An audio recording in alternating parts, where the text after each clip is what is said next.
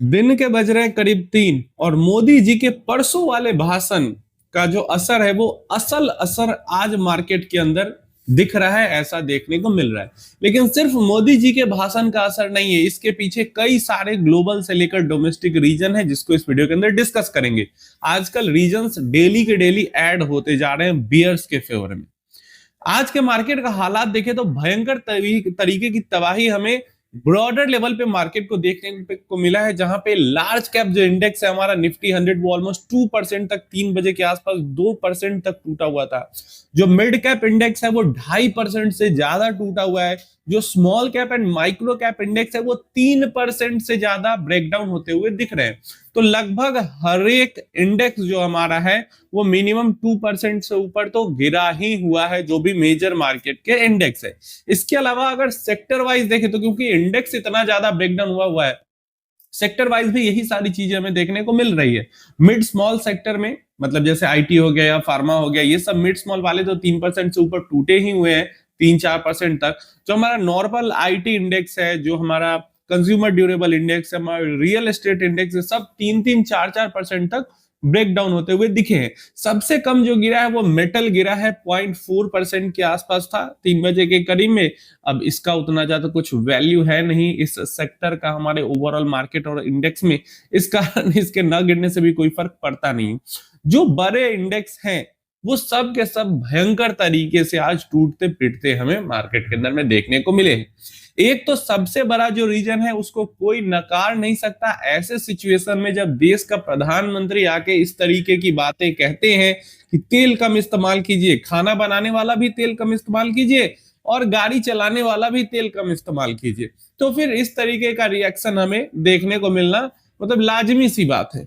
कहे देश का प्रधानमंत्री आके कि सोना न खरीदिए, लाजमी सी बात है भाई, सोना कैसे नहीं खरीदेगा कोई। इस तरीके का रिएक्शन मिलना नॉर्मल सी बात है, मार्केट के अंदर मिलना ही चाहिए था। और इससे ऐसा रिएक्शन तो कल के डेट में ही मिल जाना चाहिए था, लेकिन आज के डेट में क्या हुआ है कि और सारी चीजें ऐड हो गई हैं उसके ऊपर, इस कारण से हमें और ज्यादा बड़ा रिएक्शन देखने को मिला है। कल के डेट में जो ब्रेंट क्रूड का प्राइस है वो 105 डॉलर प्रति बैरल का हाई लाके वापस 102-3 के आसपास चला गया था। लेकिन आज के डेट में क्रूड ऑयल का प्राइस फिर से बढ़ गया है और प्रेजेंट टाइम पे 3 बजे के करीब क्रूड ऑयल का जो प्राइस है वो 107 डॉलर प्रति बैरल पे चल रहा था। वहीं पे जो क्रूड ऑयल का भी प्राइस है वो भी 100 के ऊपर चला गया। तो सबसे पहला क्रूड ऑयल के प्राइसेस में फिर से स्पाइक देखने को मिला है। इसके साथ ही साथ देखें तो हमारा जो इंडियन रुपी है वो रिकॉर्ड लो लेवल पे मतलब 95.6 के आसपास देखने को मिल रहा था। 95.56 मतलब 95 रुपए 56 पैसे के आसपास पर डॉलर रिकॉर्ड लो की तरफ बढ़ता हुआ लगातार देखने को मिल रहा है। और इसी तरीके का सिचुएशन रहा तो जल्द ही हमें 100 रुपी पर डॉलर भी देखने को मिल सकता है। इसी रुपी के डिक्लाइन को सपोर्ट करने के लिए, बचाने के लिए मोदी जी ने आह्वान किया था, लोगों से अपील की थी, लेकिन उस अपील का कोई फायदा होता हुआ यहाँ पे नहीं दिख रहा है। एंड रुपी लगातार लगातार धड़ाधड़ नीचे की तरफ गिरती हुई जा रही है। इससे थोड़ा सा हम आगे बढ़ते हैं तो एफआईआईस की कंटिन्यूअस जो सेलिंग है वो रुकने का नाम ही नहीं ले रही है। लगातार फॉरेन इन्वेस्टर्स बेचे जा रहे हैं, बेचे जा रहे हैं और लगातार बेचे जा रहे हैं।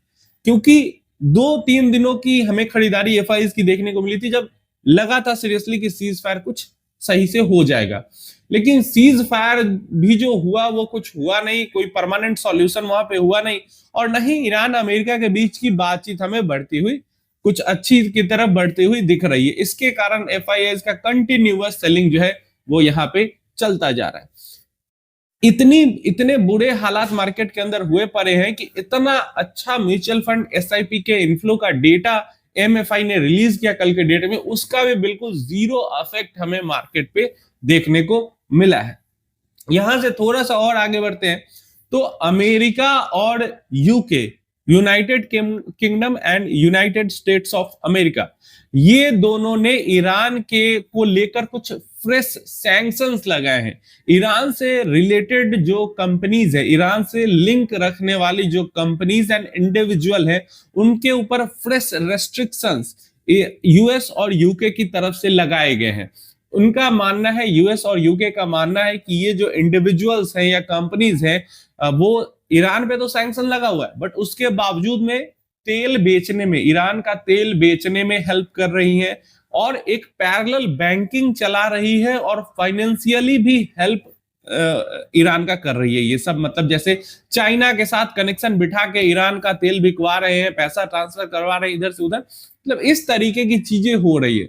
तो इसको कट करने के लिए fresh sanction America and UK ने लगाया। अब बताओ अगर बातचीत अच्छी जा रही होती तो इस तरीके का कदम अमेरिका उठाता यहाँ पे। तो ऑब्वियस सी बात है, इससे मैसेज यही आ रहा है कि कुछ भी सही नहीं चल रहा है यहाँ पे अमेरिका और ईरान के बीच में। ऊपर ऊपर से लग रहा है कि सही चल रहा है। इसके अलावा एक रिपोर्ट निकल के आई है जो कि और ज्यादा लोगों को डराने वाली है। तो जेपी मॉर्गन ने अपने उनके उनके थ्रू जो इन्वेस्टमेंट करते हैं, उनके जो इन्वेस्टर्स हैं, मतलब पब्लिक डोमेन पे इस रिपोर्ट को नहीं अवेलेबल कराया, लेकिन जेपी मॉर्गन ने एक रिपोर्ट भेजा, प्राइवेटली रिपोर्ट भेजा अपने इन्वेस्टर्स को, जहां पे जेपी मॉर्गन के मुताबिक उनका कहना है कि अभी मई चल रहा है, जून के बाद से जो ऑयल क्राइसिस है, जैसे अभी दुनिया के अंदर हम देख रहे हैं ये वॉर के कारण प्राइसेस कितनी बढ़ी हुई है और क्राइसिस एक तरीके का चल रहा है, तो जून के बाद से ये जो ऑयल क्राइसिस है वो धीरे धीरे बढ़ने लगेगा और सितंबर आते आते ऑयल क्राइसिस इतना ज्यादा पीक कर जाएगा, इतना ज्यादा हिट कर जाएगा कि दुनिया के अंदर जो बड़ी बड़ी रिफाइनरीज हैं क्रूड ऑयल की, उन रिफाइनरीज को भी बंद करने के हालात आ जाएंगे। इतना भी तेल दूसरे देशों तक नहीं पहुंच पाएगा। तो ये रिपोर्ट डेफिनेटली, अब किसी ने इसको ट्विटर पे डाल दिया, स्क्रीनशॉट लेकर इसका ट्विटर पे डाल दिया कि जेपी मॉर्गन की ये रिपोर्ट आई है। अब देखिए रिपोर्ट आई है तो वो सही ही हो या गलत ही हो ऐसा कुछ नहीं है, लेकिन बुरे सिनारियों में अगर कोई बुरा रिपोर्ट कोई स्टेब्लिश्ड कंपनी के तरफ से निकल के आता है तो वो मार्केट में और डराने का काम करता है। हमारे मार्केट के हालात पहले से ही बुरे थे, हमारे मार्केट के हालात पहले से ही बुरे थे, कोई भी गुड न्यूज का मार्केट के ऊपर असर नहीं हो रहा था और बैड न्यूज का असर जल्दी मार्केट के ऊपर हो रहा था। ऐसे में मोदी जी ने आके 6-7 पॉइंट्स का अपना भाषण दे दिया, आह्वान दे दिया देश के लोगों को कि ये चीजें आप मत कीजिए। अब क्यों हुआ, क्या हुआ, कैसे हुआ या आगे क्या होने वाला है, इसको लेकर तो उन्होंने कुछ बताया नहीं। अब यहाँ पे लोग अपना अपना गेस करने लगे और अपना अपना मार्केट में पैनिक फैलाने लगे। इस कारण से एक बड़ा पैनिक जो है मार्केट के अंदर में अलग फैल चुका है। अब बहुत सारे, जैसे सरकार ने जिस तरीके की कल मोदी जी के भाषण के बाद जब फिर से अफवाहें उठने लगी कि तेल गैस खत्म होने वाला है, तो फिर से सरकार की तरफ से ये चीज आई कि हमारे पास कुछ 90 दिनों का तेल है, हमारे पास 45 दिनों का गैस है, तो किसी चीज की कमी नहीं है। ऐसी बातें, ऐसा सरकार ने फिर से बताया, अफवाह को खत्म किया। लेकिन बात वहीं पे निकल के आ जाती है ना कि देश का जो मेन नेता है वो आके जब इस तरीके की बातें कर रहे हैं कि हमें डीजल पेट्रोल और कुकिंग ऑयल बचाने की जरूरत है, तो फिर परेशानी तो होगी और पैनिक सेलिंग तो होगी और पैनिक में आएंगे भी लोग। अब देखिए हमें एज ए इन्वेस्टर क्या समझना है वो भी मैं आपको समझा देता हूं। 2022 में फेब के अंदर में जब गिरावट हुई थी भयंकर वाली, तो मतलब 22,021 700-800 तक मार्केट गया था, तो उस टाइम पे भी ऐसा ही लग रहा था कि बहुत बुरे हालात होने वाले हैं और मार्केट खत्म है। ठीक है, अभी पीछे जब मार्च में गिरावट हुई 22,000 तक फिर से मार्केट गया, वहां पे भी लगा कि अब खत्म होने वाला है मार्केट, सब खत्म है। अभी फिर से मार्केट ऑलमोस्ट 23,300-400 के आसपास है। एक दो दिन और गिरावट बढ़ती है तो वापस से हमें 22,000 का लेवल देखने को मिल जाएगा। लेकिन फिर से वही चीज रिपीट हो रही है कि हमें लग रहा है कि मार्केट अब खत्म है, अब तो मतलब बहुत ही एक्सट्रीम बुरे फेज में हम आ चुके हैं। तो ये गलती नहीं करना है। अगर आपने पिछली बार गलती की फेब में, अभी गलती की है मार्च में, तो इस बार वो गलती मत करना। और अगर पिछली बार मौका नहीं मिला, इस बार मौका नहीं मिला है, तो फिर से आपको मौका मिल रहा है। ये चीजें बार बार होती नहीं है।